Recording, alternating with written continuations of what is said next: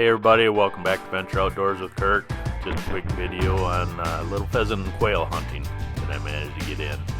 Hope you enjoyed. If you do, don't forget, hit that subscribe button, hit that bell notification, hit that thumbs up, and make some comments down below what you like. Thank you. God bless. Take care.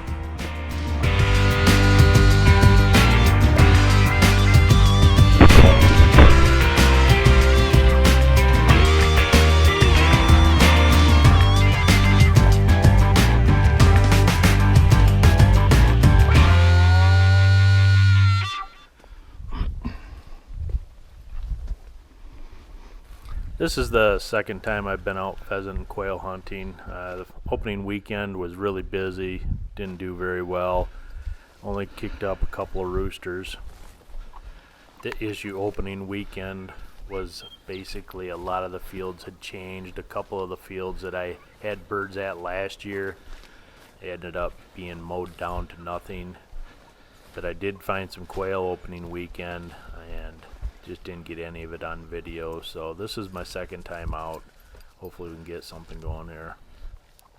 We're starting out just in a fence row next to a milo field.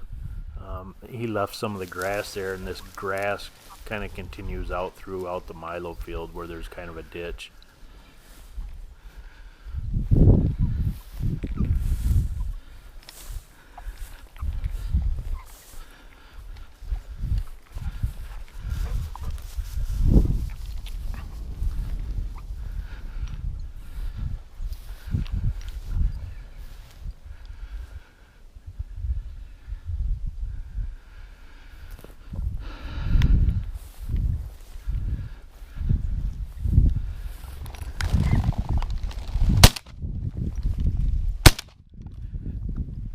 That was a nice surprise to start the morning.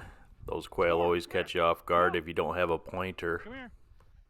So I'm trying to get Storm called back here. He was headed across the road, chase the rest of those quail. Dead bird. Storm, right here. Storm, right here. Dead bird. Where'd it go?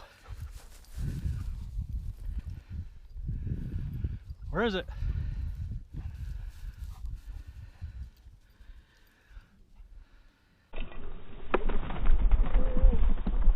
If you guys remember from last year, I had issues with that sling flipping over my barrel like that. I really need to do something about that, or just remember to take it off.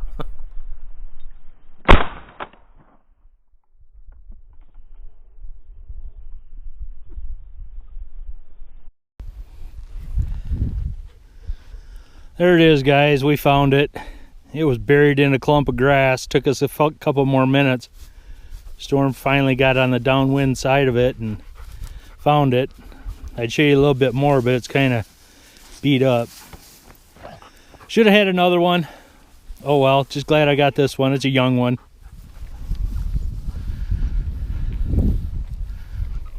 Hey.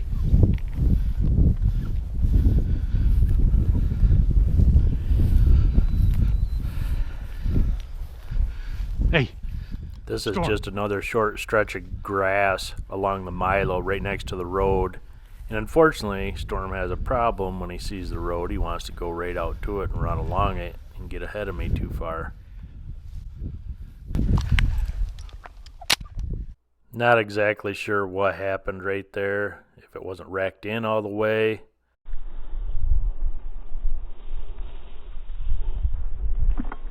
A little hard to see, but had a nice little covey of quail jump out of there. So I need to preface this clip. When we saw that first group of quail, I was walking through the field out in the milo, and we saw a pheasant fly down in this area.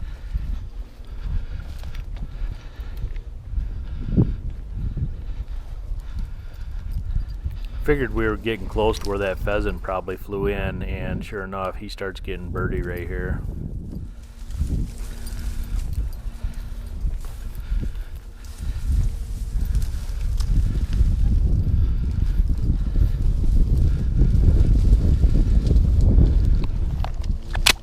What is going on?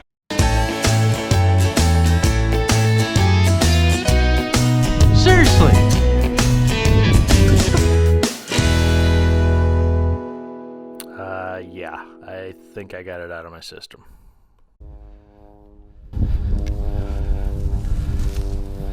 Son of a gun! Good boy. Good boy. God! Quail, rooster, and my gun still wasn't. Ugh. Since we walked all the way back there, going back towards the truck, I predict covey of quail right here in these trees. No.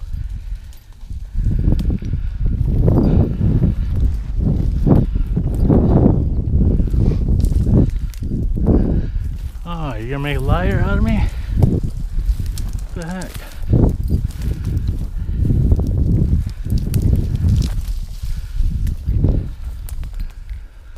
Alright guys, I can't even make this stuff up. You saw me, we just walked out of those trees right there. I'm in an open field. Right there's the truck. Turned the camera off, slung my shotgun, walking back to the truck. Rooster jumps out of the ditch right here.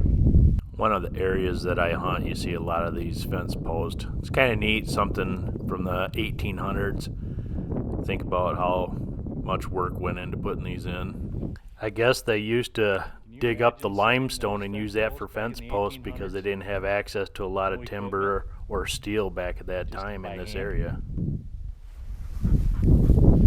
Rows and rows of them out here. No wonder their lifespan was like 20, 30 years old. Get tired of setting fence posts. I guess this is what it would look like, a group of guys getting together using a horse and carriage, and they'd have a sling under that carriage that would grab the post and help stand it up as the horse pulled that carriage by. They were really huffing it. They could typically do about 25 posts a day. Guess the guy in the chair would be your typical supervisor. Everybody's got that one uncle. I think that would have been my Uncle Jim. Big old long row of cattail, kinda. I can't remember what this weed is called actually. But the reason I didn't have the camera on, the battery was about to die, so I turned it off. But we ended up jumping probably 20 birds out of here. A lot of them were hens.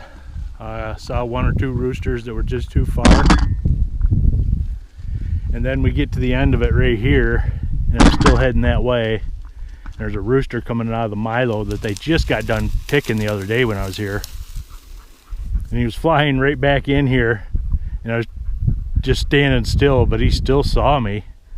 I was hiding behind one of the bales here, and he did a U-turn, went back out into the milo over here, and we just walked out there to see if we could find him. But once they hit the ground and they're doing that, they're just running.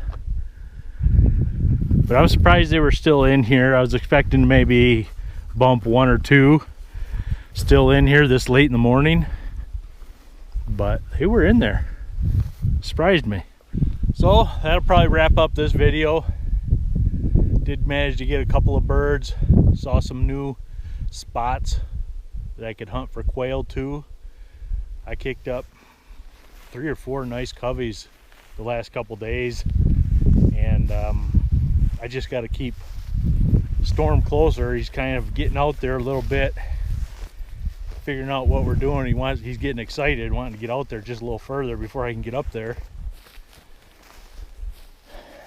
Other than that, it's been a good couple of days, so I can't complain.